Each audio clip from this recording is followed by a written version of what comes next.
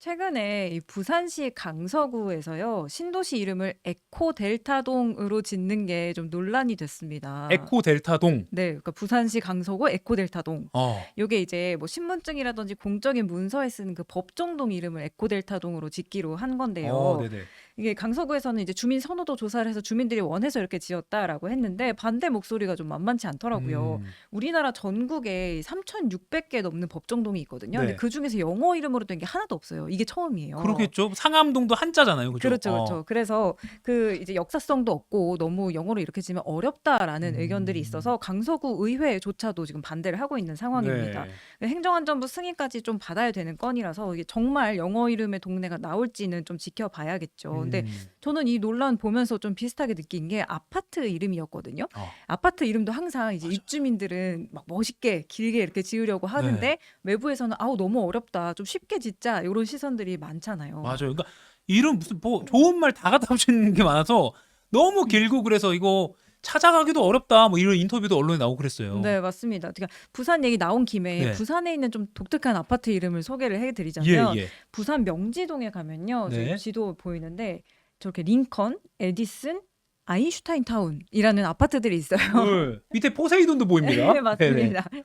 저기가 왜 저런 이름을 갖게 됐냐면 이제 포세이돈은 아니고 저 위에 있는 네. 저 세 개에 해당하는 링컨, 얘기인데 에디슨, 아인슈타인. 네. 네. 근데 여기가 2000년대에 만들어진 신도시예요. 그래서 여기를 만들던 건설사가 여기를 영어 마을로 지으려고 했거든요. 음. 그래서 아파트 이름도 저렇게 위인 이름으로 딱 해놓고 뭐 아파트 상가에서 물건을 사려면 영어로만 대화를 해야 되고 뭐 표지판도 다 영어로 해놓고 진짜요? 그런 걸 기획을 했어요. 괜찮긴 한데. 네, 재밌는데요. 그러니까 상주하는 영어 마을이다 어. 이거죠. 그래서 옆 부지까지도 다 큰 영어 마을로 만들겠다 했었는데 예. 이 중간에 이 건설사가 부도가 납니다. 하. 그래서 그 완성하지 못했어요.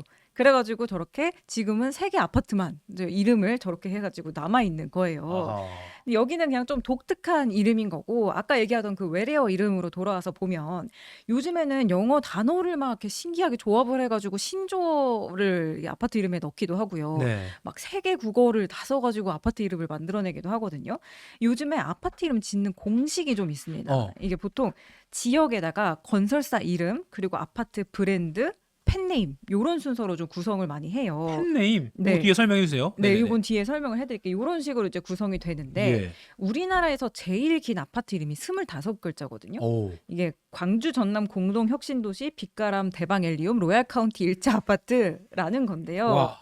그 제가 사진 하나 준비했는데 이것도 보시면 지역 그리고 건설사 브랜드 펜네임 이런 식으로 이제 구성이 되는 겁니다. 예. 여기서 그럼 저 펜네임 로얄 카운티를 좀 설명을 드리자면 이게 별명 정도로 해석을 할 수가 있어요. 네. 뭐 이런 식으로 짓는 거죠. 뭐 주변에 아무것도 없는 단지에 아파트가 처음 들어갔다. 그럼 이제 더 퍼스트를 붙이는 거고. 네. 예, 강 옆에 있는 아파트는 리버. 리버. 예. 숲 옆이나 뭐 공원 옆에는 뭐 포레, 어. 파크 이런 걸 붙이는 거죠. 그게 어. 펜네임이에요. 근데 이제 그런 뭐 지금 말씀드린 것들은 사실 뭐 짧은 단어로 아파트 주변 환경을 이렇게 함축적으로 보여줄 수 있는 거니까 네. 되게 유용하잖아요. 그래서 많이 쓰는데 이 정도면 좀 괜찮습니다. 근데 이렇게 만드는 경우도 있어요. 뭐 루체하임 요거는 이제 이탈리아어로 빛을 뜻하는 루체에다가 네. 독일어로 집을 뜻하는 하임을 결합한 단어고요. 네. 아델리체는 스페인어랑 독일어, 영어를 다 섞은 단어입니다. 와, 아델리체 어렵네요. 네, 그래서 이걸 해석하자면 이제 품격 있는 사람들이 소중한 가족과 함께하는 고급 주거 단지다라는 와. 뜻을 가지고 있다고 좋은 말 다 붙였네요. 네, 설명을 하더라고요. 어허. 이런 거는 진짜 그냥 봐서는 정말 뜻도 알기 어렵고 굉장히 네. 기억하기도 힘들죠. 광주 전남 공동 혁신도시 빛가람 대방 엘리움 로얄 카운티 1차 뭐 A동 202호인데요. 그리고 뭐 어떻게 합니까 이거를? 왜 이렇게 갑자기 된 거예요? 예전에는 뭐 장미 아파트, 뭐 맞아요. 진달래 아파트 이랬잖아요. 맞아요. 이게 시대별로 좀 설명을 드리자면 처음에 우리나라 아파트 지어지던 60년대만 해도 네. 막 마포 아파트 이렇게 어. 지역 이름만 들어갔어요. 아, 네네. 근데 이제 70년대 아파트가 본격적으로 많아지기 시작하면서 막 맨션, 빌라 막 이런 게 들어가요. 근데 한강 맨션이 대표적인 거죠. 근데 그때 그 영어 단어들로 막 아파트 이름을 지으니까 서울시가 근데 그게 서민들의 생활과 너무 괴리감이 크다. 그렇게 아. 짓지 말고 우리나라 이름으로 아파트 이름 지어라. 우리나라 말로 지어라라고 한 거예요. 그래서 나온 게 이제 아까 말씀하신 장미, 개나리, 은하수 아파트 요런 것들이었어요. 그거 좀 예쁜 것 같아요. 그 그러니까요. 정도가. 네. 그쵸. 딱 네. 귀엽고 네. 예쁘잖아요. 그러다가 이제 80년대가 지나서부터는 건설사 이름으로 아파트가 이름이 지어졌거든요. 현대아파트, 우성아파트 이렇게요. 네. 이제 거기에 동네 이름만 붙여서 예를 들어서 압구정 현대 요렇게 음. 짓기 시작한 거죠. 근데 그러다 보니까 문제가 뭐냐면 아파트 이름이 다 똑같은 거예요. 아. 너무 천편일률적이다 해서 90년대에 지어진 신도시부터는 다시 우리말이 등장해서 왜 분당 같은 데 가면 뭐 푸른마을, 샛별마을 요런 게 이제 그때 맞아요. 만들어진 이름인 거예요. 음.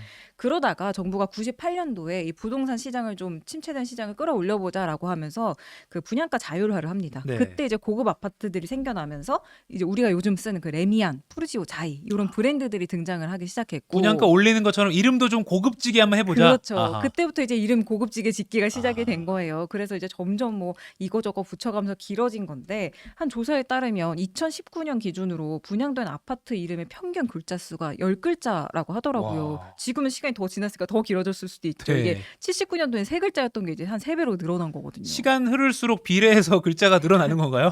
계속 거의 길어질 것 같은데. 그러니까 이제 언제까지 길어질지 모르겠는데 네.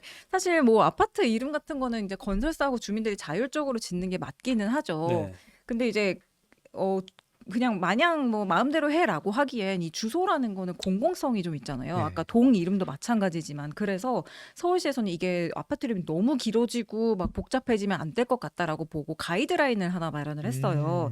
이제 요번 달 중에 배포를 한다고 하는데 내용은 이렇습니다. 가급적이면 한글 이름으로 10글자 이내로 지어라. 네. 그리고 무분별한 펜네임은 좀 자제를 하자. 뭐 요런 내용이에요. 괜찮은 가이드라인이네요. 네, 상식적으로 이제 받아들일 수 있는 건데 네. 근데 이것도 뭐 반대는 있죠. 왜 우리가 아파트 이름 우리 마음대로 짓는데 왜 그런 가이드라인을 씌우냐라는 반대도 있고 해서 과연 이게 지켜질지는 모르겠어요. 근데 건설업계 관계자분 얘기가 이렇습니다.